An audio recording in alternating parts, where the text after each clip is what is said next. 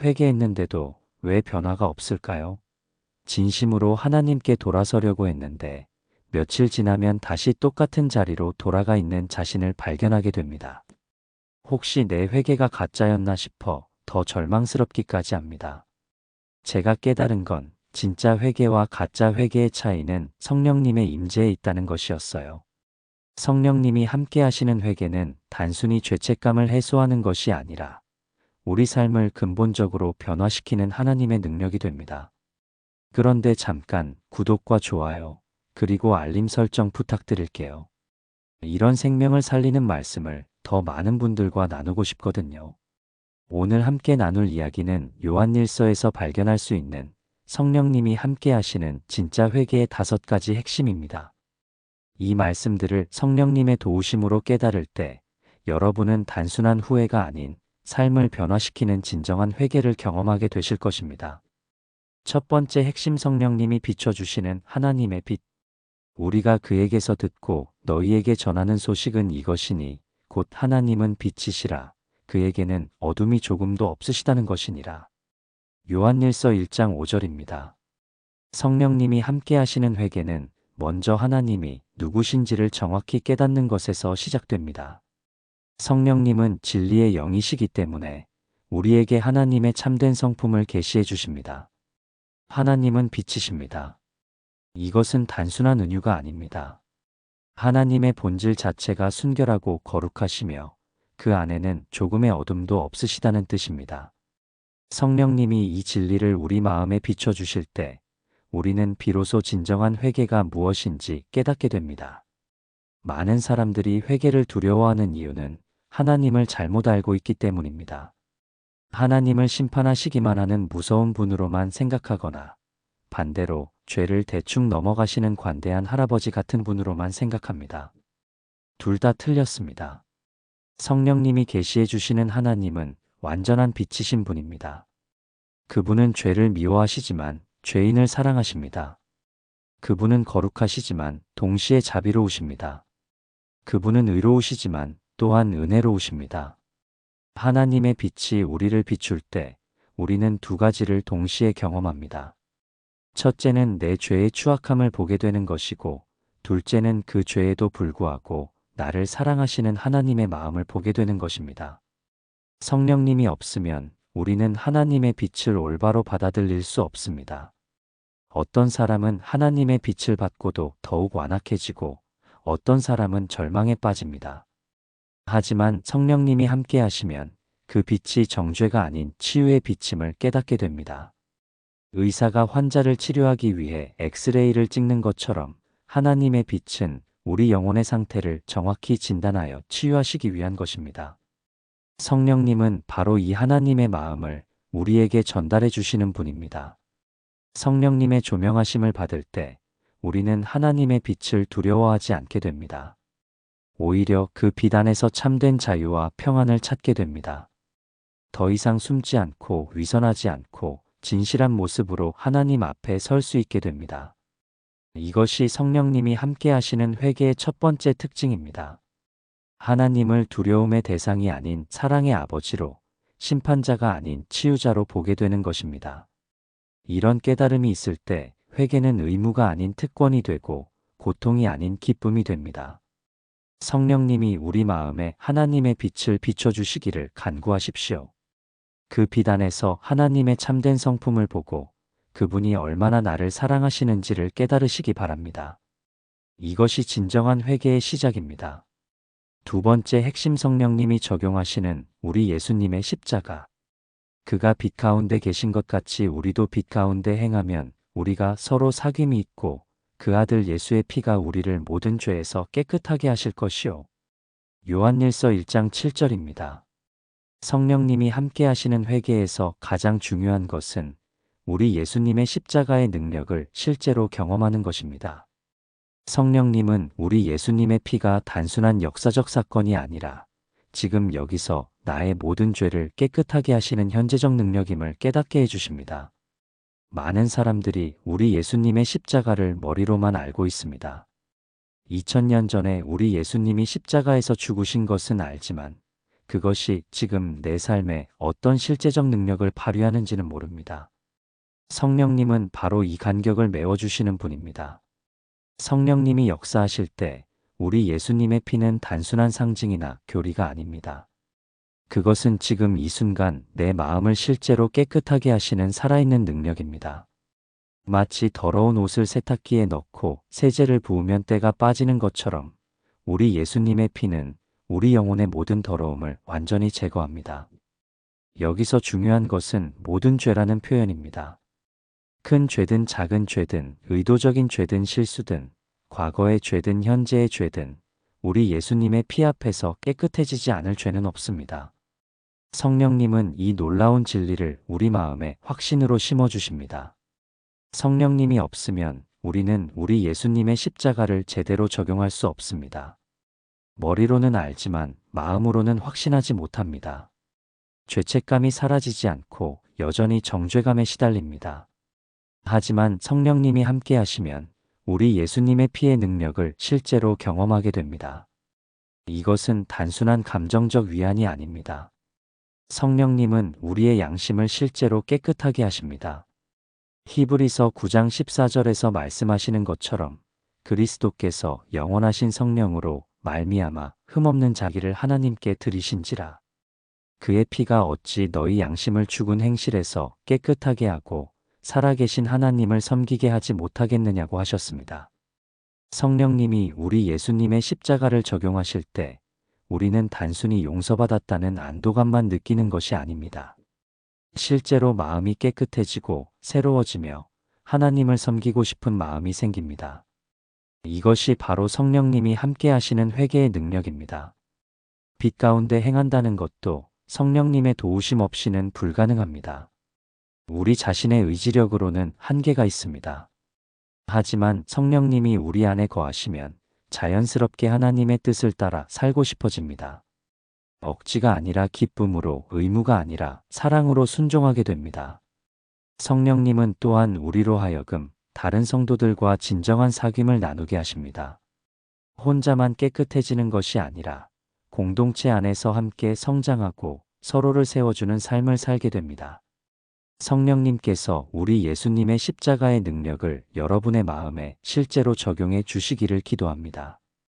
단순한 지식이 아니라 살아있는 체험으로, 이론이 아니라 실제적 변화로 경험하시기 바랍니다. 세 번째 핵심, 성령님이 확신시키시는 하나님의 신실하심. 만일 우리가 우리 죄를 자백하면 그는 미쁘시고 의로우사 우리 죄를 사하시며 우리를 모든 불의에서 깨끗하게 하실 것이요. 요한일서 1장 9절입니다. 성령님이 함께 하시는 회개의 세 번째 특징은 하나님의 신실하심에 대한 흔들리지 않는 확신입니다. 성령님은 하나님의 약속이 절대로 변하지 않는다는 것을 우리 마음 깊이 새겨주십니다. 많은 사람들이 회개 후에도 불안해하는 이유는 자신의 감정이나 상태에 의존하기 때문입니다. 오늘은 기분이 좋아서 용서받은 것 같지만 내일은 기분이 나빠서 다시 정죄감에 시달립니다. 이런 감정의 롤러코스터를 타는 것은 성령님이 함께 하시는 진정한 회개가 아닙니다. 성령님은 우리에게 하나님의 성품에 기초한 확신을 주십니다. 하나님이 미쁘시다는 것은 그분이 변함없이 신실하시다는 뜻입니다. 우리의 기분이나 상태와 상관없이 하나님의 약속은 언제나 확실합니다. 하나님이 의로우시다는 것은 그분이 공정하시다는 뜻입니다. 하나님은 감정으로 용서하시는 분이 아닙니다. 우리 예수님의 십자가에서 죄의 값을 완전히 치르셨기 때문에 하나님은 의롭게 우리를 용서하실 수 있는 것입니다. 이것은 변할 수 없는 객관적 사실입니다.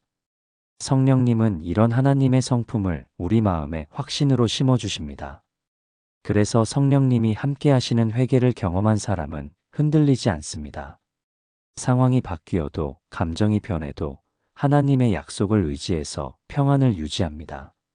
자백한다는 것도 성령님의 도우심이 필요합니다. 진정한 자백은 단순히 죄목을 나열하는 것이 아닙니다.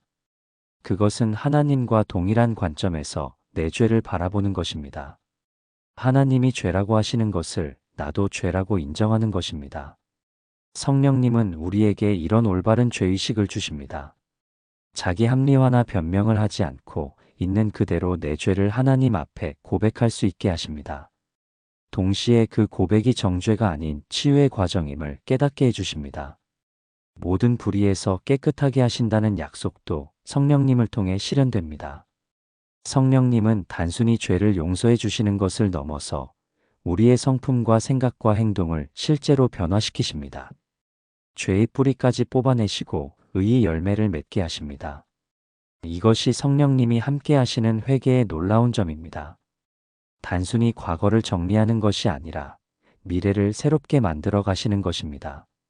우리의 성품이 우리 예수님을 닮아가고 우리의 삶이 하나님의 뜻에 맞게 변화됩니다. 성령님이 여러분에게도 이런 확신을 주시기를 바랍니다. 감정에 의존하지 않고 하나님의 약속에 의존하는 믿음, 상황에 흔들리지 않고 하나님의 성품을 신뢰하는 확신을 갖게 되시기를 기도합니다. 네 번째 핵심, 성령님이 연결하시는 우리 예수님의 중보. 나의 자녀들아, 내가 이것을 너희에게 쓰는 것은 너희로 죄를 범하지 않게 하려 함이라. 만일 누가 죄를 범하여도 아버지 앞에서 우리에게 대언자가 있으니 곧 의로우신 예수 그리스도시라. 요한일서 2장 1절입니다. 성령님이 함께 하시는 회개의 네 번째 특징은 우리 예수님의 지속적인 중보 사역을 실제로 경험하는 것입니다. 성령님은 우리가 혼자가 아니라는 것을, 우리 예수님이 지금도 하나님 아버지 앞에서 우리를 위해 기도하고 계신다는 것을 깨닫게 해주십니다. 많은 사람들이 회개 후에 또다시 죄를 지으면 절망합니다. 아까 그렇게 진심으로 회개했는데 또 넘어졌다는 사실에 자책하고 하나님이 실망하셨을 거라고 생각합니다. 어떤 사람들은 아예 회개를 포기해버리기도 합니다. 하지만 성령님은 우리에게 다른 관점을 제시해 주십니다. 우리가 연약해서 다시 넘어지는 것을 하나님이 이미 아시고 계시며 그래서 우리 예수님을 대언자로 세워주셨다는 것입니다. 대언자라는 말은 변호사, 중보자, 옆에서 도와주는 자라는 뜻입니다. 우리 예수님은 지금 이 순간에도 하나님 아버지 앞에서 우리를 위해 변호하고 계십니다. 우리가 넘어질 때마다 우리 예수님은 이렇게 말씀하십니다. 아버지, 저 사람의 죄는 제가 이미 우리 예수님의 십자가에서 다 담당했습니다. 제 의로 그를 의롭다 하여 주십시오. 성령님은 바로 이 우리 예수님의 음성을 우리에게 들려주십니다.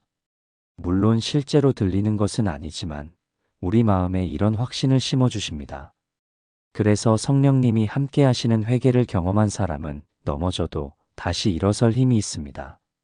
성령님은 또한 우리가 하나님의 자녀라는 정체성을 회복시켜 주십니다. 요한이 자녀들아라고 부르는 것처럼 우리는 죄인이기 이전에 하나님의 자녀입니다. 죄를 지었다고 해서 그 신분이 바뀌는 것은 아닙니다. 자녀는 실수해도 아버지의 사랑을 잃지 않습니다.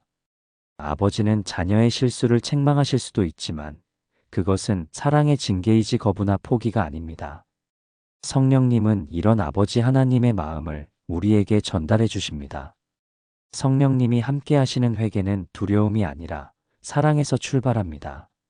하나님을 실망시킬까봐 무서워서 회개하는 것이 아니라 하나님이 나를 이렇게 사랑하시는데 어떻게 계속 죄 가운데 머물 수 있겠느냐 하는 감사에서 회개하게 됩니다. 이런 회개는 지속 가능합니다. 감정에 의존한 회개는 감정이 식으면 끝나지만 성령님이 함께 하시는 회개는 하나님의 사랑이 근거이기 때문에 계속됩니다. 넘어져도 다시 일어서고 실패해도 다시 도전하는 힘이 있습니다. 성령님은 또한 우리로 하여금 죄를 미리 예방할 수 있게 도우십니다. 이 말씀에서 너희로 죄를 범하지 않게 하려 함이라고 하신 것처럼 성령님의 목적은 단순히 죄를 용서해 주시는 것이 아니라 아예 죄를 짓지 않게 도우시는 것입니다. 성령님은 우리의 마음과 생각을 바꿔주십니다. 죄에 대한 감각을 예민하게 하시고 유혹이 올 때 피할 길을 제시해 주십니다. 또한 우리 예수님의 능력으로 유혹을 이길 수 있게 하십니다. 성령님께서 여러분에게도 우리 예수님의 중보 사역을 실제로 경험하게 해주시기를 바랍니다. 혼자가 아니라는 확신, 사랑받고 있다는 확신, 그리고 계속 성장할 수 있다는 소망을 갖게 되시기를 기도합니다. 다섯 번째 핵심, 성령님이 이루시는 하나님과의 화목. 그는 우리 죄를 위한 화목제물이니 우리의 것만 아니여 온 세상의 죄를 위하심이라. 요한일서 2장 2절입니다. 성령님이 함께 하시는 회개의 궁극적인 목적은 하나님과의 완전한 화목입니다. 성령님은 우리 예수님이 화목제물이 되심으로 하나님과 우리 사이의 모든 장벽이 제거되었다는 것을 깨닫게 해주십니다. 화목제물이라는 말은 단순히 대신 죽은 희생양이라는 뜻이 아닙니다. 그것은 관계를 회복시키는 기능을 가진 제물이라는 뜻입니다. 구약시대의 화목제는 하나님과 사람 사이의 평화를 위한 제사였습니다. 우리 예수님은 바로 그 모든 화목제의 완성이십니다. 성령님이 없으면 우리는 이 화목의 의미를 제대로 이해할 수 없습니다. 단순히 죄가 용서되었다는 것으로만 생각하고 여전히 하나님과 거리감을 느낍니다. 하지만 성령님이 함께 하시면 진정한 화목이 무엇인지 경험하게 됩니다. 진정한 화목은 단순히 싸움을 멈추는 것이 아닙니다. 그것은 관계가 회복되는 것입니다. 오해가 풀리고 신뢰가 회복되고 사랑이 다시 흐르기 시작하는 것입니다. 성령님은 바로 이런 관계의 회복을 우리에게 실제로 경험하게 해주십니다. 성령님이 함께 하시는 회개를 경험한 사람은 하나님을 두려워하지 않습니다. 오히려 하나님께 더 가까이 가고 싶어 합니다. 기도가 의무가 아니라 기쁨이 되고 예배가 형식이 아니라 만남이 됩니다. 이 말씀에서 특별히 주목할 부분은 우리의 것만 아니요 온 세상의 죄를 위하심이라는 표현입니다. 성령님은 우리에게 하나님의 큰 그림을 보여주십니다. 우리의 회개는 단순히 개인적인 일이 아니라 하나님이 온 세상을 구원하시는 큰 계획의 일부라는 것입니다. 이런 깨달음은 우리의 회개에 새로운 차원을 더해줍니다. 내가 변화되는 것이 나만을 위한 것이 아니라 주변 사람들에게도 영향을 미치고 나아가 세상에도 영향을 미친다는 것을 알게 됩니다. 성령님은 우리로 하여금 선교적 마음을 갖게 하십니다. 내가 경험한 이 놀라운 화목의 은혜를 다른 사람들도 경험했으면 좋겠다는 마음을 주십니다. 회개가 개인의 구원에서 그치는 것이 아니라 세상을 변화시키는 힘이 된다는 것을 깨닫게 됩니다. 성령님이 함께 하시는 회개는 또한 우리에게 우주적 관점을 줍니다. 우리 예수님의 십자가는 단순히 나의 죄만을 위한 것이 아니라 온 세상의 죄를 위한 것이라는 깨달음입니다. 이것은 우리에게 엄청난 확신을 줍니다. 아무리 큰 죄라도, 아무리 깊은 상처라도 우리 예수님의 화목제물 앞에서는 다 해결됩니다.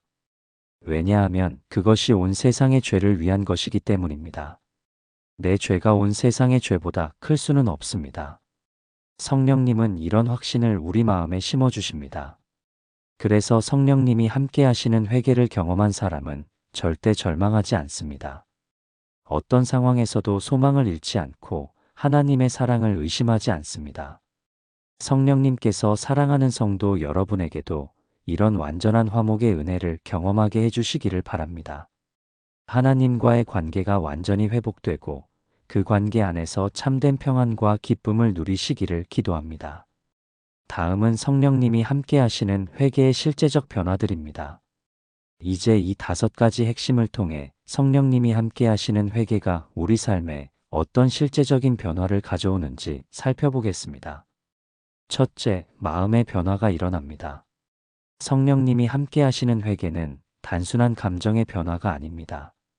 그것은 마음 자체가 새로워지는 것입니다. 에스겔 36장 26절에서 말씀하신 것처럼 새 마음을 너희에게 주되 너희 육신에서 굳은 마음을 제거하고 부드러운 마음을 줄 것이며라고 하신 대로입니다. 성령님이 역사하시면 우리의 마음이 하나님을 향해 부드러워집니다. 이전에는 하나님의 말씀이 귀에 거슬렸는데 이제는 달콤하게 들립니다. 이전에는 기도가 어려웠는데 이제는 기도하고 싶어집니다. 이전에는 교회 가는 것이 의무였는데 이제는 기쁨이 됩니다. 둘째, 관계의 변화가 일어납니다. 요한일서 2장 9절에서 빛 가운데 있다 하며 그 형제를 미워하는 자는 지금까지 어둠 가운데 있는 자유라고 하셨습니다. 성령님이 함께 하시는 회개는 반드시 인간관계의 변화를 가져옵니다. 성령님은 우리에게 용서하는 마음을 주십니다. 이전에는 미워했던 사람을 이해하게 되고, 이전에는 판단했던 사람을 긍휼히 여기게 됩니다. 이것은 억지로 되는 것이 아닙니다. 성령님이 우리 마음에 하나님의 사랑을 부어주시기 때문에 자연스럽게 일어나는 일입니다. 또한 성령님은 우리로 하여금 먼저 화해의 손을 내밀게 하십니다. 자존심이나 체면 때문에 먼저 사과하지 못했던 관계들에서 성령님의 감동으로 먼저 다가가게 됩니다. 셋째, 생각의 변화가 일어납니다. 성령님이 함께 하시는 회개는 우리의 사고방식을 바꿉니다.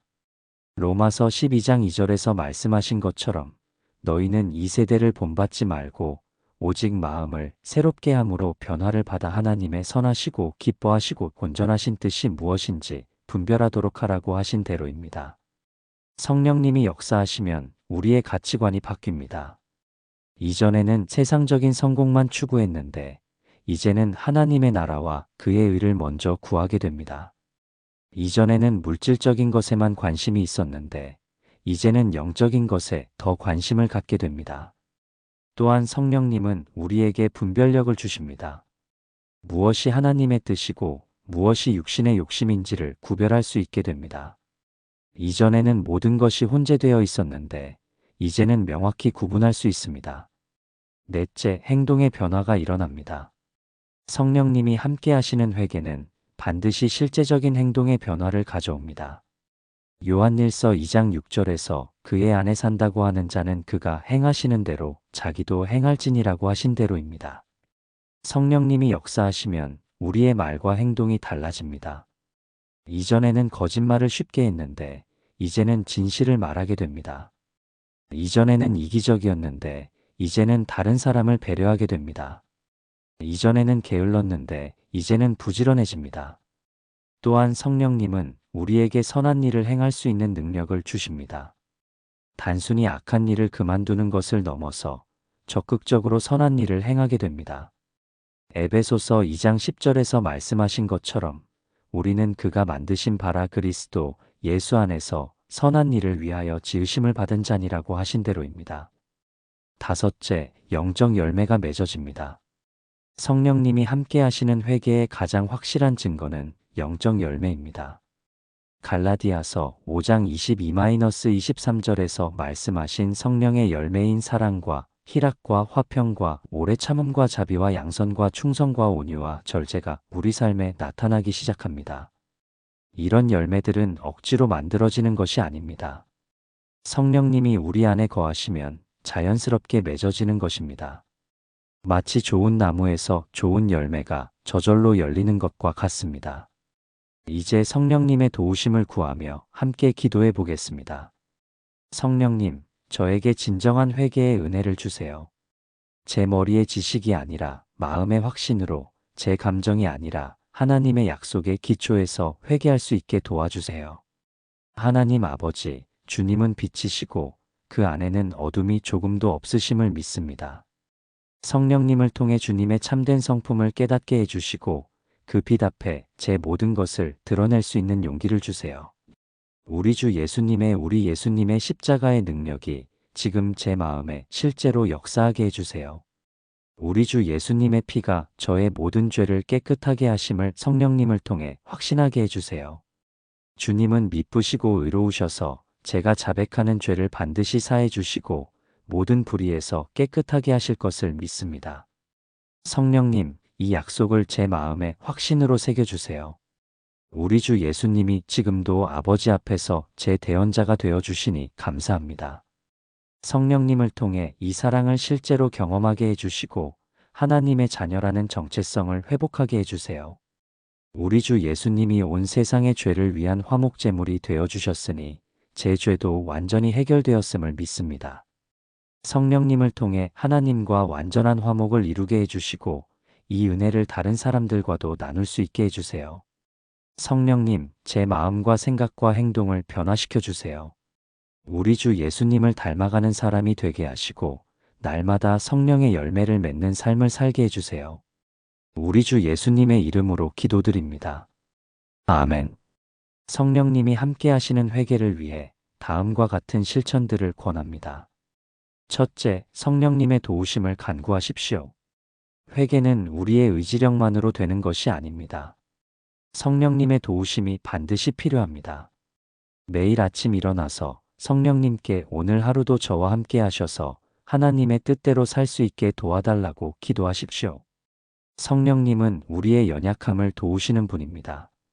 로마서 8장 26절에서 말씀하신 것처럼 이와 같이 성령도 우리의 연약함을 도우시나니 우리는 마땅히 기도할 바를 알지 못하나 오직 성령이 말할 수 없는 탄식으로 우리를 위하여 친히 간구하시느니라고 하셨습니다. 둘째, 매일 말씀을 묵상하십시오. 성령님은 말씀을 통해 역사하십니다. 요한복음 6장 63절에서 우리 주 예수님께서 살리는 것은 영이니 육은 무익하니라. 내가 너희에게 이른 말은 영이요 생명이라고 하셨습니다. 특히 오늘 나눈 요한일서의 5가지 말씀을 반복해서 묵상하십시오. 성령님께서 이 말씀들을 통해 여러분의 마음에 확신을 주시고 삶의 변화를 일으키실 것입니다. 성경 말씀을 읽을 때는 단순히 정보를 얻으려 하지 마시고 성령님께서 이 말씀을 통해 무엇을 말씀하고 계신지 귀를 기울이십시오. 성령님은 같은 말씀이라도 그때그때 필요에 따라 다른 깨달음을 주십니다. 셋째, 정직한 자기 성찰을 하십시오. 성령님이 함께 하시는 회개는 정직한 자기 성찰에서 시작됩니다. 하루를 마감할 때 성령님께 오늘 하루 중에서 하나님의 뜻에 어긋난 일이 있었는지 보여달라고 기도하십시오. 성령님은 우리의 마음을 감찰하시는 분입니다. 시편 139편 23-24절에서 하나님이여 나를 살피사 내 마음을 아시며 나를 시험하사 내 뜻을 아옵소서. 내게 무슨 악한 행위가 있나 보시고 나를 영원한 길로 인도하소서라고 기도한 대로입니다. 성령님의 조명하심을 받을 때 우리는 자기 합리화나 변명 없이 있는 그대로의 자신을 볼 수 있습니다. 이것이 진정한 회개의 시작입니다. 넷째, 즉시 회개하는 습관을 기르십시오. 성령님이 죄를 지적해 주실 때 미루지 말고 즉시 회개하십시오. 죄는 시간이 지날수록 마음을 굳게 만들고 회개를 어렵게 만듭니다. 다니엘처럼 하루에 3번씩 정기적으로 회개의 시간을 갖는 것도 좋습니다. 아침에는 어제의 부족함을 회개하고 오늘을 새롭게 시작하고 낮에는 오전의 실수를 회개하고 오후를 바르게 살고 저녁에는 하루 전체를 돌아보며 회개하는 것입니다. 다섯째, 성령의 열매를 의식적으로 추구하십시오. 성령님이 함께 하시는 회개의 목적은 단순히 죄를 그만두는 것이 아니라 성령의 열매를 맺는 것입니다. 갈라디아서 5장의 성령의 열매들을 하나씩 묵상하고 성령님께 이런 열매들을 제 삶에 맺어달라고 기도하십시오. 사랑, 희락, 화평, 오래 참음, 자비, 양선, 충성, 온유, 절제. 이 9가지 열매는 모두 연결되어 있습니다. 하나가 자라면 다른 것들도 함께 자랍니다. 성령님께서 이 모든 열매를 여러분의 삶에 풍성히 맺어주실 것입니다. 성령님이 함께 하시는 회개는 개인적인 차원을 넘어 공동체적인 차원으로도 확장됩니다. 사도행전에서 보는 것처럼 성령님이 임하시면 개인만 변화되는 것이 아니라 공동체 전체가 변화됩니다. 야고보서 5장 16절에서 그러므로 너희 죄를 서로 고백하며 병이 낫기를 위하여 서로 기도하라. 의인의 간구는 역사하는 힘이 크민이라고 하셨습니다. 성령님은 우리로 하여금 신뢰할 만한 형제자매들과 함께 회개의 여정을 걸어가게 하십니다. 물론 모든 죄를 다 털어놓을 필요는 없습니다. 하지만 혼자 감당하기 어려운 부분들은 믿을 만한 성도들과 나누고 함께 기도받는 것이 좋습니다. 성령님은 공동체를 통해서도 역사하시기 때문입니다. 교회 안에서도 서로의 회개를 격려하고 지지해주는 문화가 필요합니다. 정죄하거나 판단하는 것이 아니라 함께 하나님의 은혜를 경험하고 서로를 세워주는 공동체 말입니다. 성령님은 교회를 그리스도의 몸으로 만드십니다. 한 지체가 아프면 온 몸이 아픈 것처럼 한 성도의 회개는 전체 공동체에 유익을 가져다 줍니다. 반대로 공동체의 기도와 격려는 개인의 회개에 큰 힘이 됩니다. 성령님이 함께 하시는 회개는 자연스럽게 전도로 이어집니다. 내가 경험한 이 놀라운 은혜를 다른 사람들도 경험했으면 좋겠다는 마음이 생기기 때문입니다. 사마리아 여인이 우리 주 예수님을 만난 후 동네 사람들에게 달려가서 전한 것처럼 진정한 회개를 경험한 사람은 가만히 있을 수 없습니다. 성령님께서 그 마음에 전도의 열정을 불어넣어 주십니다. 또한 성령님이 함께 하시는 회개를 경험한 사람은 죄인들을 정죄하지 않습니다. 자신도 큰 죄인이었는데 하나님의 은혜로 구원받았다는 것을 아니까 겸손한 마음으로 복음을 전합니다. 이런 전도는 강요가 아니라 간증입니다. 내가 어떤 죄인이었는데 하나님이 어떻게 변화시켜 주셨는지를 나누는 것입니다.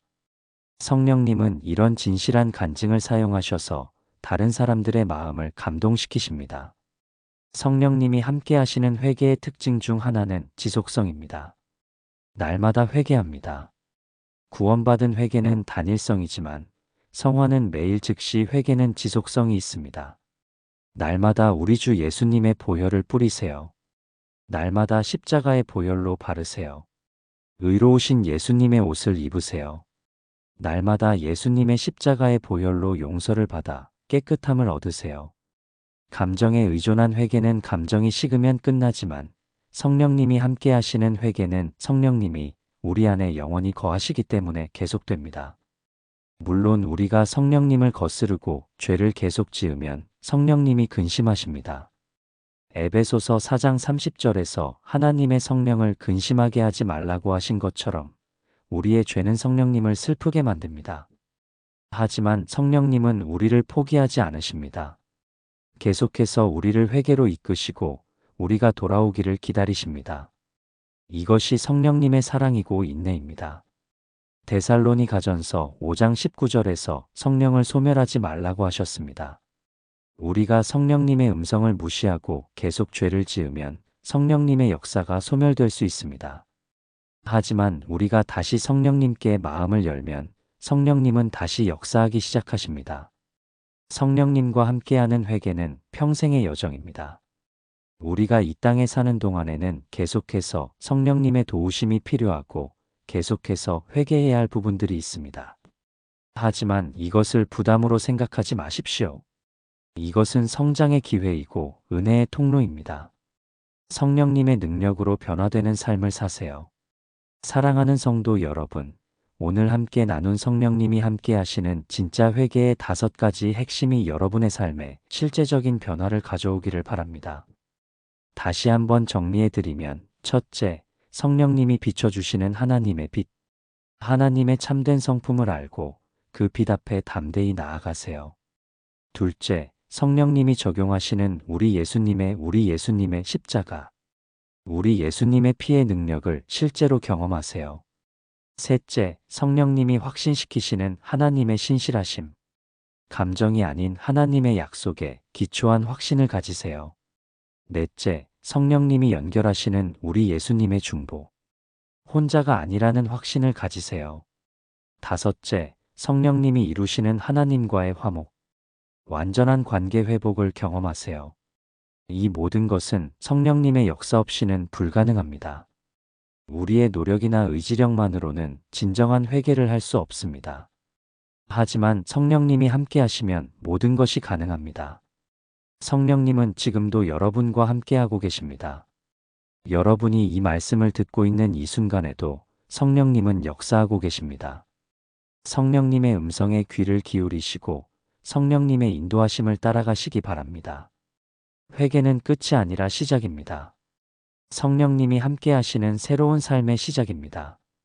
이 회개를 통해 여러분이 진정한 자유와 기쁨을 경험하시고 날마다 우리 주 예수님을 닮아가시기를 바랍니다. 성령님의 능력으로 변화되는 삶, 그것이 바로 성령님이 함께 하시는 회개의 열매입니다. 여러분 모두가 이런 놀라운 변화를 경험하시기를 간절히 기도합니다. 오늘 이 말씀이 여러분에게 도움이 되셨다면 좋아요를 눌러주시고 댓글에 아멘이라고 남겨주세요. 성령님의 역사를 함께 경험하고 서로 격려하는 공동체가 되었으면 좋겠습니다. 성령님의 충만함과 능력이 회개하는 모든 분들과 함께 하시기를 간절히 기도드립니다. 우리 주 예수님의 이름으로 축복합니다. 회개했는데도 왜 변화가 없을까요? 진심으로 하나님께 돌아서려고 했는데 며칠 지나면 다시 똑같은 자리로 돌아가 있는 자신을 발견하게 됩니다. 혹시 내 회개가 가짜였나 싶어 더 절망스럽기까지 합니다. 제가 깨달은 건 진짜 회개와 가짜 회개의 차이는 성령님의 임재에 있다는 것이었어요. 성령님이 함께 하시는 회개는 단순히 죄책감을 해소하는 것이 아니라 우리 삶을 근본적으로 변화시키는 하나님의 능력이 됩니다. 그런데 잠깐 구독과 좋아요, 그리고 알림 설정 부탁드릴게요. 이런 생명을 살리는 말씀을 더 많은 분들과 나누고 싶거든요. 오늘 함께 나눌 이야기는 요한일서에서 발견할 수 있는 성령님이 함께 하시는 진짜 회개의 5가지 핵심입니다. 이 말씀들을 성령님의 도우심으로 깨달을 때 여러분은 단순한 후회가 아닌 삶을 변화시키는 진정한 회개를 경험하게 되실 것입니다. 첫 번째 핵심, 성령님이 비춰주시는 하나님의 빛. 우리가 그에게서 듣고 너희에게 전하는 소식은 이것이니 곧 하나님은 빛이시라. 그에게는 어둠이 조금도 없으시다는 것이니라. 요한일서 1장 5절입니다. 성령님이 함께 하시는 회개는 먼저 하나님이 누구신지를 정확히 깨닫는 것에서 시작됩니다. 성령님은 진리의 영이시기 때문에 우리에게 하나님의 참된 성품을 계시해 주십니다. 하나님은 빛이십니다. 이것은 단순한 은유가 아닙니다. 하나님의 본질 자체가 순결하고 거룩하시며 그 안에는 조금의 어둠도 없으시다는 뜻입니다. 성령님이 이 진리를 우리 마음에 비춰주실 때 우리는 비로소 진정한 회개가 무엇인지 깨닫게 됩니다. 많은 사람들이 회개를 두려워하는 이유는 하나님을 잘못 알고 있기 때문입니다. 하나님을 심판하시기만 하는 무서운 분으로만 생각하거나 반대로 죄를 대충 넘어가시는 관대한 할아버지 같은 분으로만 생각합니다. 둘 다 틀렸습니다. 성령님이 계시해 주시는 하나님은 완전한 빛이신 분입니다. 그분은 죄를 미워하시지만 죄인을 사랑하십니다. 그분은 거룩하시지만 동시에 자비로우십니다. 그분은 의로우시지만 또한 은혜로우십니다. 하나님의 빛이 우리를 비출 때 우리는 2가지를 동시에 경험합니다. 첫째는 내 죄의 추악함을 보게 되는 것이고, 둘째는 그 죄에도 불구하고 나를 사랑하시는 하나님의 마음을 보게 되는 것입니다. 성령님이 없으면 우리는 하나님의 빛을 올바로 받아들일 수 없습니다. 어떤 사람은 하나님의 빛을 받고도 더욱 완악해지고 어떤 사람은 절망에 빠집니다. 하지만 성령님이 함께 하시면 그 빛이 정죄가 아닌 치유의 빛임을 깨닫게 됩니다. 의사가 환자를 치료하기 위해 엑스레이를 찍는 것처럼 하나님의 빛은 우리 영혼의 상태를 정확히 진단하여 치유하시기 위한 것입니다. 성령님은 바로 이 하나님의 마음을 우리에게 전달해 주시는 분입니다. 성령님의 조명하심을 받을 때 우리는 하나님의 빛을 두려워하지 않게 됩니다. 오히려 그 빛 안에서 참된 자유와 평안을 찾게 됩니다.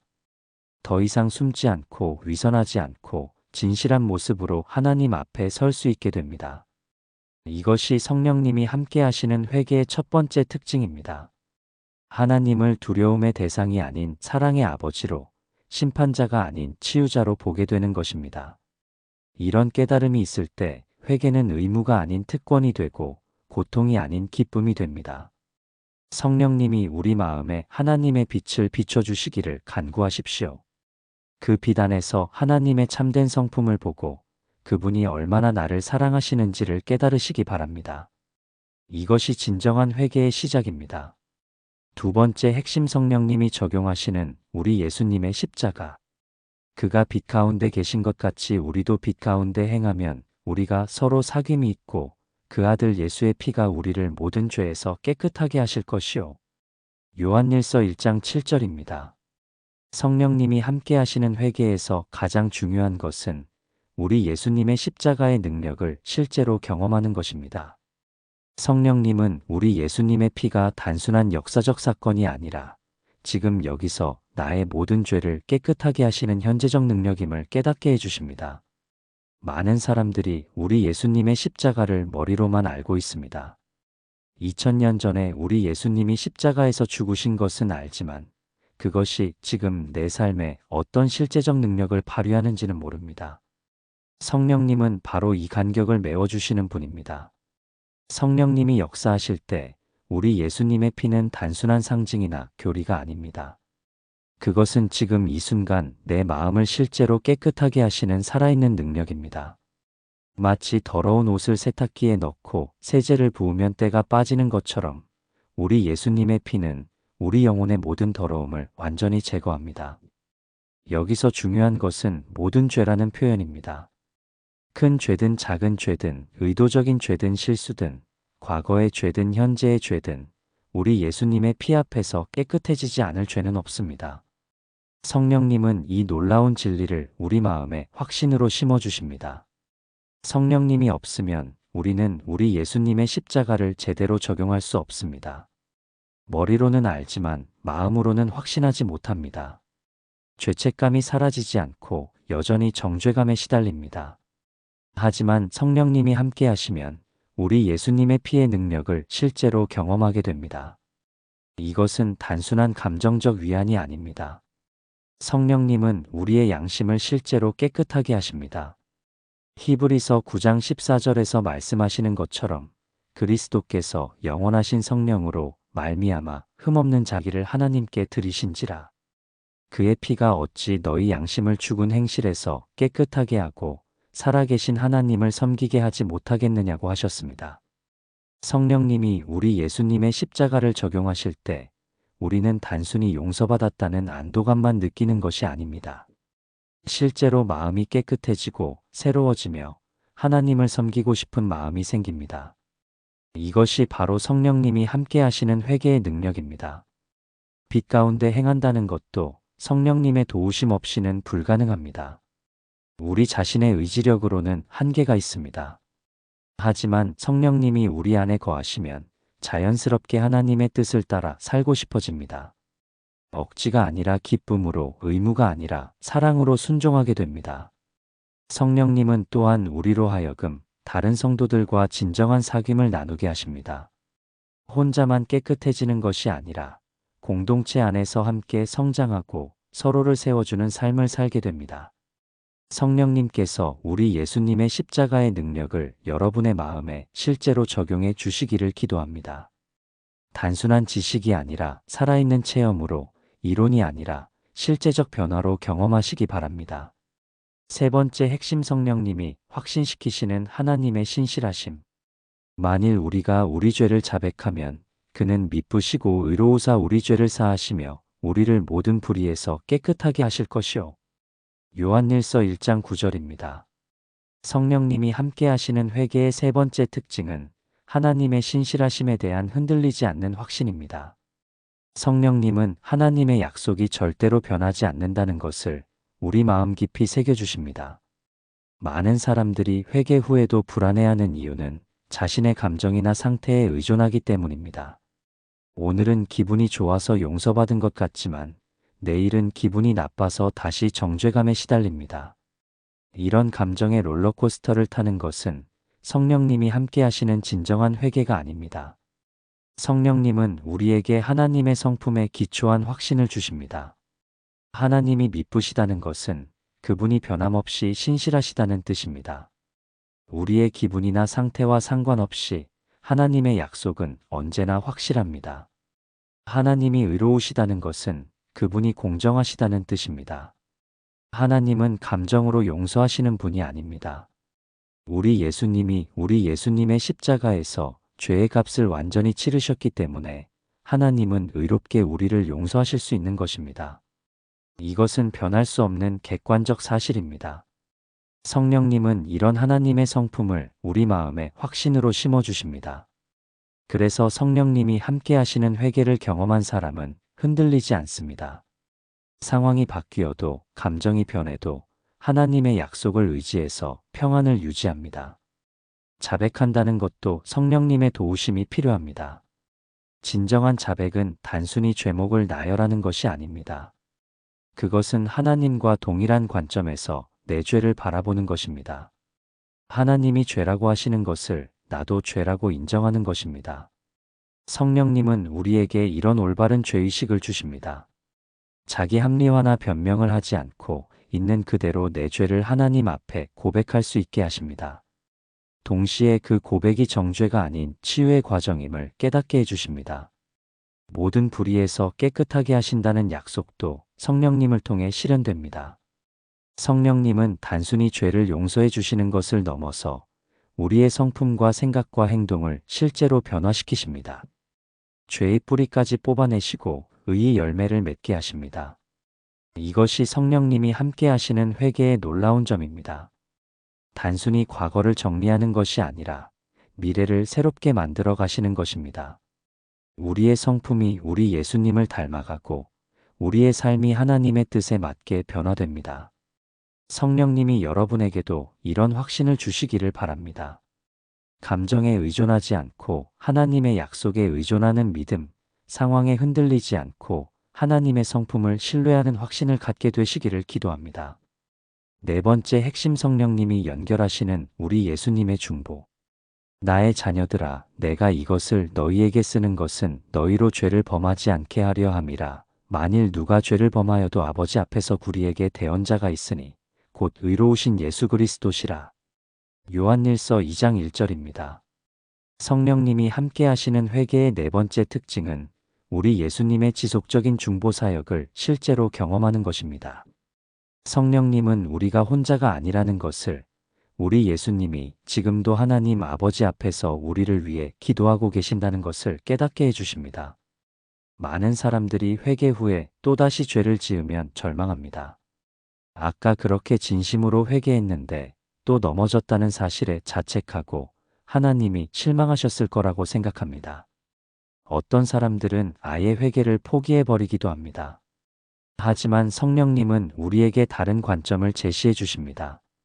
우리가 연약해서 다시 넘어지는 것을 하나님이 이미 아시고 계시며 그래서 우리 예수님을 대언자로 세워주셨다는 것입니다. 대언자라는 말은 변호사, 중보자, 옆에서 도와주는 자라는 뜻입니다.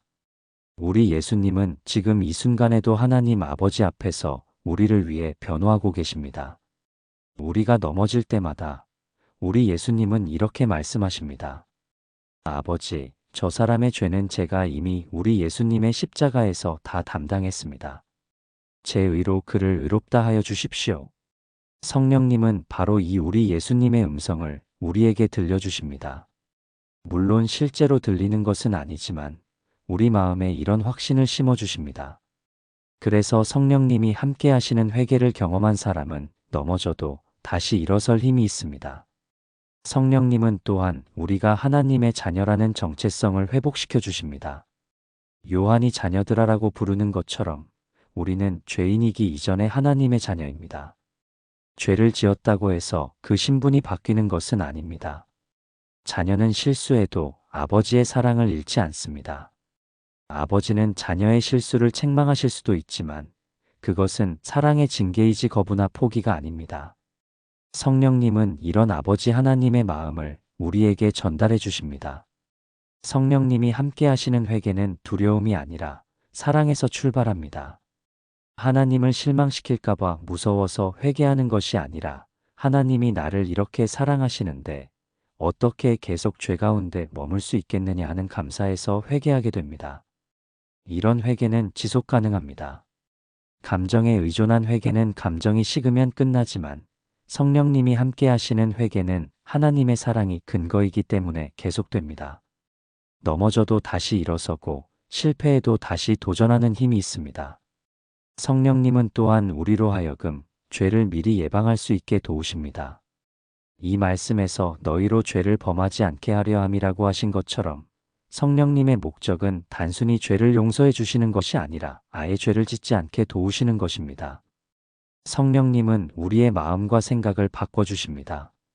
죄에 대한 감각을 예민하게 하시고 유혹이 올 때 피할 길을 제시해 주십니다. 또한 우리 예수님의 능력으로 유혹을 이길 수 있게 하십니다. 성령님께서 여러분에게도 우리 예수님의 중보 사역을 실제로 경험하게 해주시기를 바랍니다. 혼자가 아니라는 확신, 사랑받고 있다는 확신, 그리고 계속 성장할 수 있다는 소망을 갖게 되시기를 기도합니다. 다섯 번째 핵심, 성령님이 이루시는 하나님과의 화목. 그는 우리 죄를 위한 화목제물이니 우리의 것만 아니여 온 세상의 죄를 위하심이라. 요한일서 2장 2절입니다. 성령님이 함께 하시는 회개의 궁극적인 목적은 하나님과의 완전한 화목입니다. 성령님은 우리 예수님이 화목제물이 되심으로 하나님과 우리 사이의 모든 장벽이 제거되었다는 것을 깨닫게 해주십니다. 화목제물이라는 말은 단순히 대신 죽은 희생양이라는 뜻이 아닙니다. 그것은 관계를 회복시키는 기능을 가진 제물이라는 뜻입니다. 구약시대의 화목제는 하나님과 사람 사이의 평화를 위한 제사였습니다. 우리 예수님은 바로 그 모든 화목제의 완성이십니다. 성령님이 없으면 우리는 이 화목의 의미를 제대로 이해할 수 없습니다. 단순히 죄가 용서되었다는 것으로만 생각하고 여전히 하나님과 거리감을 느낍니다. 하지만 성령님이 함께 하시면 진정한 화목이 무엇인지 경험하게 됩니다. 진정한 화목은 단순히 싸움을 멈추는 것이 아닙니다. 그것은 관계가 회복되는 것입니다. 오해가 풀리고 신뢰가 회복되고 사랑이 다시 흐르기 시작하는 것입니다. 성령님은 바로 이런 관계의 회복을 우리에게 실제로 경험하게 해주십니다. 성령님이 함께 하시는 회개를 경험한 사람은 하나님을 두려워하지 않습니다. 오히려 하나님께 더 가까이 가고 싶어 합니다. 기도가 의무가 아니라 기쁨이 되고 예배가 형식이 아니라 만남이 됩니다. 이 말씀에서 특별히 주목할 부분은 우리의 것만 아니요 온 세상의 죄를 위하심이라는 표현입니다. 성령님은 우리에게 하나님의 큰 그림을 보여주십니다. 우리의 회개는 단순히 개인적인 일이 아니라 하나님이 온 세상을 구원하시는 큰 계획의 일부라는 것입니다. 이런 깨달음은 우리의 회개에 새로운 차원을 더해줍니다. 내가 변화되는 것이 나만을 위한 것이 아니라 주변 사람들에게도 영향을 미치고 나아가 세상에도 영향을 미친다는 것을 알게 됩니다. 성령님은 우리로 하여금 선교적 마음을 갖게 하십니다. 내가 경험한 이 놀라운 화목의 은혜를 다른 사람들도 경험했으면 좋겠다는 마음을 주십니다.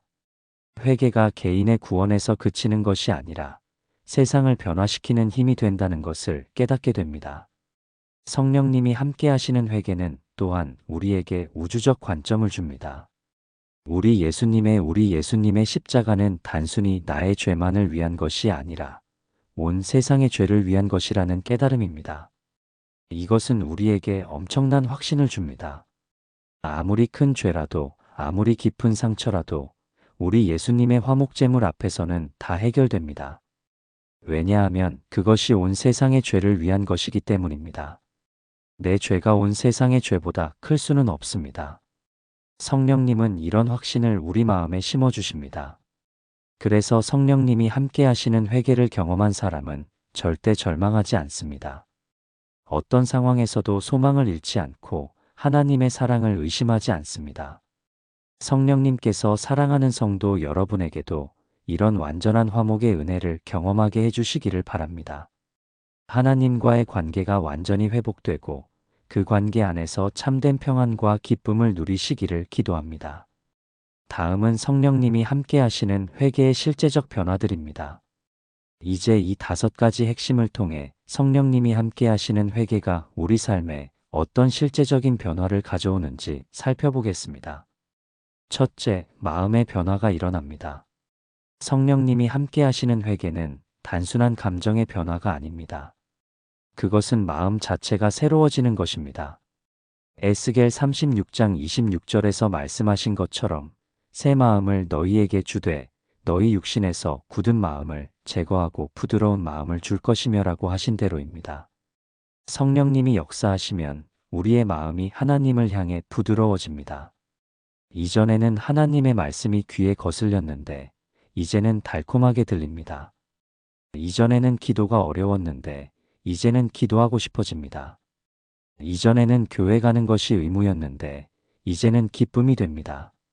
둘째, 관계의 변화가 일어납니다. 요한일서 2장 9절에서 빛 가운데 있다 하며 그 형제를 미워하는 자는 지금까지 어둠 가운데 있는 자유라고 하셨습니다. 성령님이 함께 하시는 회개는 반드시 인간관계의 변화를 가져옵니다. 성령님은 우리에게 용서하는 마음을 주십니다. 이전에는 미워했던 사람을 이해하게 되고 이전에는 판단했던 사람을 긍휼히 여기게 됩니다. 이것은 억지로 되는 것이 아닙니다. 성령님이 우리 마음에 하나님의 사랑을 부어주시기 때문에 자연스럽게 일어나는 일입니다. 또한 성령님은 우리로 하여금 먼저 화해의 손을 내밀게 하십니다. 자존심이나 체면 때문에 먼저 사과하지 못했던 관계들에서 성령님의 감동으로 먼저 다가가게 됩니다. 셋째, 생각의 변화가 일어납니다. 성령님이 함께 하시는 회개는 우리의 사고방식을 바꿉니다. 로마서 12장 2절에서 말씀하신 것처럼 너희는 이 세대를 본받지 말고 오직 마음을 새롭게 함으로 변화를 받아 하나님의 선하시고 기뻐하시고 온전하신 뜻이 무엇인지 분별하도록 하라고 하신 대로입니다. 성령님이 역사하시면 우리의 가치관이 바뀝니다. 이전에는 세상적인 성공만 추구했는데 이제는 하나님의 나라와 그의 의를 먼저 구하게 됩니다. 이전에는 물질적인 것에만 관심이 있었는데 이제는 영적인 것에 더 관심을 갖게 됩니다. 또한 성령님은 우리에게 분별력을 주십니다. 무엇이 하나님의 뜻이고 무엇이 육신의 욕심인지를 구별할 수 있게 됩니다. 이전에는 모든 것이 혼재되어 있었는데 이제는 명확히 구분할 수 있습니다. 넷째, 행동의 변화가 일어납니다. 성령님이 함께 하시는 회개는 반드시 실제적인 행동의 변화를 가져옵니다. 요한일서 2장 6절에서 그의 안에 산다고 하는 자는 그가 행하시는 대로 자기도 행할지니라고 하신 대로입니다. 성령님이 역사하시면 우리의 말과 행동이 달라집니다. 이전에는 거짓말을 쉽게 했는데 이제는 진실을 말하게 됩니다. 이전에는 이기적이었는데 이제는 다른 사람을 배려하게 됩니다. 이전에는 게을렀는데 이제는 부지런해집니다. 또한 성령님은 우리에게 선한 일을 행할 수 있는 능력을 주십니다. 단순히 악한 일을 그만두는 것을 넘어서 적극적으로 선한 일을 행하게 됩니다. 에베소서 2장 10절에서 말씀하신 것처럼 우리는 그가 만드신 바라 그리스도 예수 안에서 선한 일을 위하여 지으심을 받은 자니라고 하신 대로입니다. 다섯째, 영적 열매가 맺어집니다. 성령님이 함께 하시는 회개의 가장 확실한 증거는 영적 열매입니다. 갈라디아서 5장 22-23절에서 말씀하신 성령의 열매인 사랑과 희락과 화평과 오래 참음과 자비와 양선과 충성과 온유와 절제가 우리 삶에 나타나기 시작합니다. 이런 열매들은 억지로 만들어지는 것이 아닙니다. 성령님이 우리 안에 거하시면 자연스럽게 맺어지는 것입니다. 마치 좋은 나무에서 좋은 열매가 저절로 열리는 것과 같습니다. 이제 성령님의 도우심을 구하며 함께 기도해 보겠습니다. 성령님, 저에게 진정한 회개의 은혜를 주세요. 제 머리의 지식이 아니라 마음의 확신으로, 제 감정이 아니라 하나님의 약속의 기초에서 회개할 수 있게 도와주세요. 하나님 아버지, 주님은 빛이시고 그 안에는 어둠이 조금도 없으심을 믿습니다. 성령님을 통해 주님의 참된 성품을 깨닫게 해주시고 그 빛 앞에 제 모든 것을 드러낼 수 있는 용기를 주세요. 우리 예수님의 십자가의 능력이 지금 제 마음에 실제로 역사하게 해주세요. 우리 주 예수님의 피가 저의 모든 죄를 깨끗하게 하심을 성령님을 통해 확신하게 해주세요. 주님은 미쁘시고 의로우셔서 제가 자백하는 죄를 반드시 사해 주시고 모든 불의에서 깨끗하게 하실 것을 믿습니다. 성령님, 이 약속을 제 마음에 확신으로 새겨주세요. 우리 주 예수님이 지금도 아버지 앞에서 제 대언자가 되어주시니 감사합니다. 성령님을 통해 이 사랑을 실제로 경험하게 해주시고 하나님의 자녀라는 정체성을 회복하게 해주세요. 우리 주 예수님이 온 세상의 죄를 위한 화목제물이 되어주셨으니 제 죄도 완전히 해결되었음을 믿습니다. 성령님을 통해 하나님과 완전한 화목을 이루게 해주시고 이 은혜를 다른 사람들과도 나눌 수 있게 해주세요. 성령님, 제 마음과 생각과 행동을 변화시켜 주세요. 우리 주 예수님을 닮아가는 사람이 되게 하시고 날마다 성령의 열매를 맺는 삶을 살게 해주세요. 우리 주 예수님의 이름으로 기도드립니다. 아멘. 성령님이 함께 하시는 회개를 위해 다음과 같은 실천들을 권합니다. 첫째, 성령님의 도우심을 간구하십시오. 회개는 우리의 의지력만으로 되는 것이 아닙니다. 성령님의 도우심이 반드시 필요합니다. 매일 아침 일어나서 성령님께 오늘 하루도 저와 함께 하셔서 하나님의 뜻대로 살 수 있게 도와달라고 기도하십시오. 성령님은 우리의 연약함을 도우시는 분입니다. 로마서 8장 26절에서 말씀하신 것처럼 이와 같이 성령도 우리의 연약함을 도우시나니 우리는 마땅히 기도할 바를 알지 못하나 오직 성령이 말할 수 없는 탄식으로 우리를 위하여 친히 간구하시느니라고 하셨습니다. 둘째, 매일 말씀을 묵상하십시오. 성령님은 말씀을 통해 역사하십니다. 요한복음 6장 63절에서 우리 주 예수님께서 살리는 것은 영이니 육은 무익하니라. 내가 너희에게 이른 말은 영이요 생명이라고 하셨습니다. 특히 오늘 나눈 요한일서의 5가지 말씀을 반복해서 묵상하십시오. 성령님께서 이 말씀들을 통해 여러분의 마음에 확신을 주시고 삶의 변화를 일으키실 것입니다. 성경 말씀을 읽을 때는 단순히 정보를 얻으려 하지 마시고 성령님께서 이 말씀을 통해 무엇을 말씀하고 계신지 귀를 기울이십시오. 성령님은 같은 말씀이라도 그때그때 필요에 따라 다른 깨달음을 주십니다. 셋째, 정직한 자기 성찰을 하십시오. 성령님이 함께 하시는 회개는 정직한 자기 성찰에서 시작됩니다. 하루를 마감할 때 성령님께 오늘 하루 중에서 하나님의 뜻에 어긋난 일이 있었는지 보여달라고 기도하십시오. 성령님은 우리의 마음을 감찰하시는 분입니다. 시편 139편 23-24절에서 하나님이여 나를 살피사 내 마음을 아시며 나를 시험하사 내 뜻을 아옵소서. 내게 무슨 악한 행위가 있나 보시고 나를 영원한 길로 인도하소서라고 기도한 대로입니다. 성령님의 조명하심을 받을 때 우리는 자기 합리화나 변명 없이 있는 그대로의 자신을 볼 수 있습니다. 이것이 진정한 회개의 시작입니다. 넷째, 즉시 회개하는 습관을 기르십시오.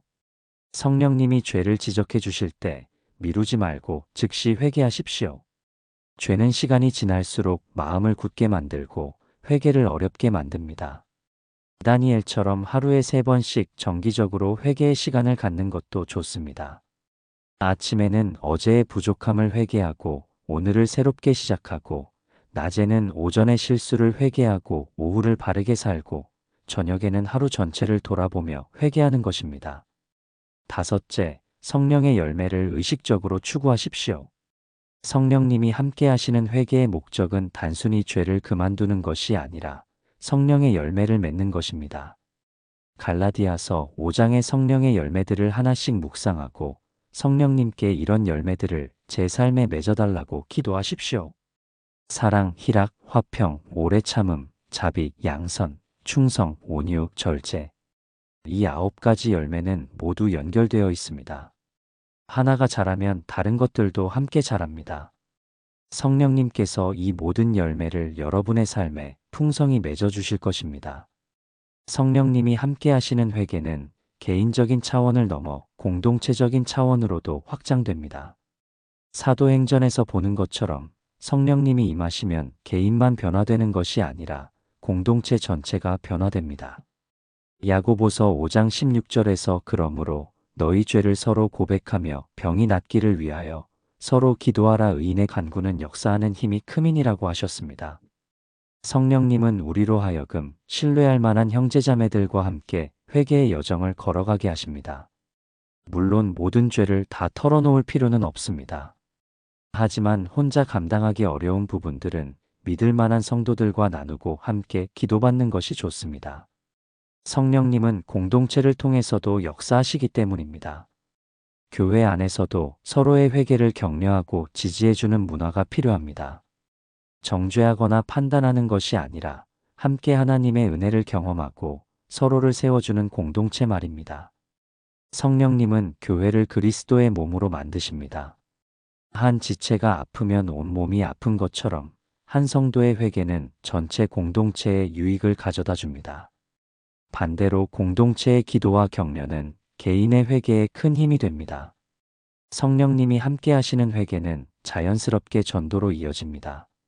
내가 경험한 이 놀라운 은혜를 다른 사람들도 경험했으면 좋겠다는 마음이 생기기 때문입니다.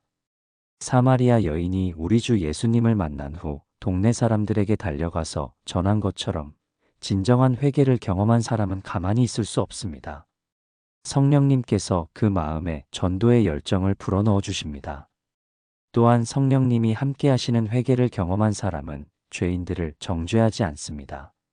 자신도 큰 죄인이었는데 하나님의 은혜로 구원받았다는 것을 아니까 겸손한 마음으로 복음을 전합니다. 이런 전도는 강요가 아니라 간증입니다. 내가 어떤 죄인이었는데 하나님이 어떻게 변화시켜 주셨는지를 나누는 것입니다. 성령님은 이런 진실한 간증을 사용하셔서 다른 사람들의 마음을 감동시키십니다. 성령님이 함께 하시는 회개의 특징 중 하나는 지속성입니다. 날마다 회개합니다. 구원받은 회개는 단일성이지만 성화는 매일 즉시 회개는 지속성이 있습니다. 날마다 우리 주 예수님의 보혈을 뿌리세요. 날마다 십자가의 보혈로 바르세요. 의로우신 예수님의 옷을 입으세요.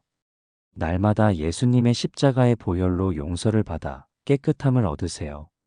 감정에 의존한 회개는 감정이 식으면 끝나지만 성령님이 함께 하시는 회개는 성령님이 우리 안에 영원히 거하시기 때문에 계속됩니다. 물론 우리가 성령님을 거스르고 죄를 계속 지으면 성령님이 근심하십니다. 에베소서 4장 30절에서 하나님의 성령을 근심하게 하지 말라고 하신 것처럼 우리의 죄는 성령님을 슬프게 만듭니다. 하지만 성령님은 우리를 포기하지 않으십니다.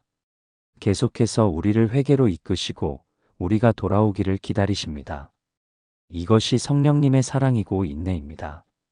데살로니가전서 5장 19절에서 성령을 소멸하지 말라고 하셨습니다. 우리가 성령님의 음성을 무시하고 계속 죄를 지으면 성령님의 역사가 소멸될 수 있습니다. 하지만 우리가 다시 성령님께 마음을 열면 성령님은 다시 역사하기 시작하십니다. 성령님과 함께하는 회개는 평생의 여정입니다. 우리가 이 땅에 사는 동안에는 계속해서 성령님의 도우심이 필요하고 계속해서 회개해야 할 부분들이 있습니다. 하지만 이것을 부담으로 생각하지 마십시오. 이것은 성장의 기회이고 은혜의 통로입니다. 성령님의 능력으로 변화되는 삶을 사세요. 사랑하는 성도 여러분, 오늘 함께 나눈 성령님이 함께 하시는 진짜 회개의 5가지 핵심이 여러분의 삶에 실제적인 변화를 가져오기를 바랍니다. 다시 한번 정리해드리면, 첫째, 성령님이 비춰주시는 하나님의 빛. 하나님의 참된 성품을 알고 그 빛 앞에 담대히 나아가세요. 둘째, 성령님이 적용하시는 우리 예수님의 십자가. 우리 예수님의 피의 능력을 실제로 경험하세요. 셋째, 성령님이 확신시키시는 하나님의 신실하심. 감정이 아닌 하나님의 약속에 기초한 확신을 가지세요. 넷째, 성령님이 연결하시는 우리 예수님의 중보. 혼자가 아니라는 확신을 가지세요. 다섯째, 성령님이 이루시는 하나님과의 화목. 완전한 관계 회복을 경험하세요. 이 모든 것은 성령님의 역사 없이는 불가능합니다. 우리의 노력이나 의지력만으로는 진정한 회개를 할 수 없습니다. 하지만 성령님이 함께 하시면 모든 것이 가능합니다. 성령님은 지금도 여러분과 함께하고 계십니다. 여러분이 이 말씀을 듣고 있는 이 순간에도 성령님은 역사하고 계십니다. 성령님의 음성에 귀를 기울이시고 성령님의 인도하심을 따라가시기 바랍니다. 회개는 끝이 아니라 시작입니다. 성령님이 함께 하시는 새로운 삶의 시작입니다. 이 회개를 통해 여러분이 진정한 자유와 기쁨을 경험하시고 날마다 우리 주 예수님을 닮아가시기를 바랍니다. 성령님의 능력으로 변화되는 삶, 그것이 바로 성령님이 함께 하시는 회개의 열매입니다. 여러분 모두가 이런 놀라운 변화를 경험하시기를 간절히 기도합니다. 오늘 이 말씀이 여러분에게 도움이 되셨다면 좋아요를 눌러주시고 댓글에 아멘이라고 남겨주세요. 성령님의 역사를 함께 경험하고 서로 격려하는 공동체가 되었으면 좋겠습니다. 성령님의 충만함과 능력이 회개하는 모든 분들과 함께 하시기를 간절히 기도드립니다. 우리 주 예수님의 이름으로 축복합니다.